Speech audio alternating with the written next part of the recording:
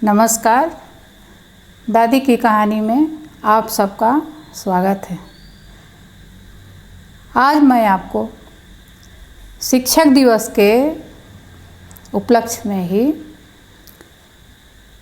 एक शिक्षा से प्रेरित शब्दों का प्रभाव क्या होता है उसके ऊपर मैं एक छोटी सी कहानी सुना रही हूँ। सुनिए।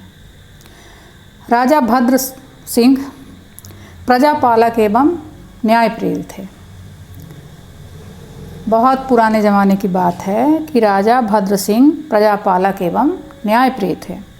नैतिक और जीवन मूल्यों के प्रति बहुत जागरूक थे, किंतु उनका पुत्र महाउत्पाती, विद्रोही, उद्दंड एवं निर्दयी था।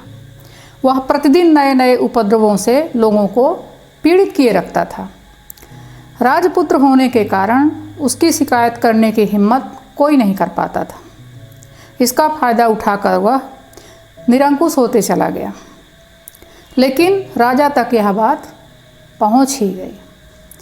राजा ने उसे सुधारने के अनेक उपाय किए। शिक्षा शास्त्री, तर्कशास्त्री एवं मनोचिकित्सक कोई भी उसे सुधार न सका। उसके उत्पीड़न से लोग त्राही त्राही करने लगे। राजा बहुत चिंतित हो चुके थे। उनकी समझ में कुछ नहीं आ रहा था कि क्या करें। तभी सौभाग्य से कुछ दिन बाद औषधाचार्य नामक एक ऋषि वहाँ आ पहुँचे। राजा की समस्या को सुनकर राजपुत्र को रास्ते पर लाने का उन्होंने भरसक प्रयास किया, किंतु परिणाम कुछ नहीं निकला। एक दिन औषधाचार्य ऋषि जी उस उद्दंड राजपुत्र के साथ उद्यान में भ्रमण कर रहे थे। तभी उस बालक ने एक नन्हे पौधे से पत्तियां तोड़कर मुंह में डालकर चबानी शुरू कर दी। पत्तियां बहुत कड़वी थीं। क्रोध में आकर उसने पौधे को उखाड़कर जड़ से फेंक दिया। इस हरकत से ऋषि बहुत नाराज हुए और उसे डांटने लगे। उद्दंड बालक बोला कि इसकी पत्तियों ने मेरा सारा मुंह का स्वाद कड़वा कर दिया है, इसीलिए मैंने इसे जड़ से उखाड़कर फेंक दिया। गंभीर भाव से ऋषि बोले, बेटा ध्यान रखो, यह तो औषधि का एक वृक्ष है। इसके पत्तों के अर्क से बनने वाली औषधि अनेक असाध्य रोगों को दूर करती है, इसीलिए राजोद्यान में इसे लगाया गया है।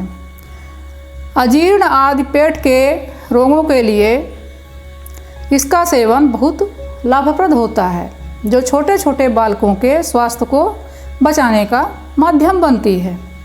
ऐसी अमूल्य औषधि का तुम अपनी नासमझ बुद्धि से नाश करने में लगे हो। तुम्हें लज्जा आनी चाहिए। इसकी कड़वाहट तुम्हें पसंद नहीं आई, लेकिन तुमने अपने कड़वे स्वभाव के बारे में कभी सोचा? तुम्हारे अनैतिक एवं उद्दंड स्वभाव की कड़वाहट से लोगों का कितना अहित हो रहा है, इसका तुम्हें पता है? तुम्हारे पिता का प्रजा में अपयश हो रहा है। ऋषि के वचन सुन उस उद्दंड बालक के हृदय को छू गए। ऋषि के वचन उस उद्दंड बालक के हृदय को छू गए। उसी क्षण से उसके जीवन की दशा और दिशा दोनों बदल गई। अब वह अपने नीतिवान पिता का वास्तविक उत्तराधिकारी बनने लायक हो गया। धन्यवाद।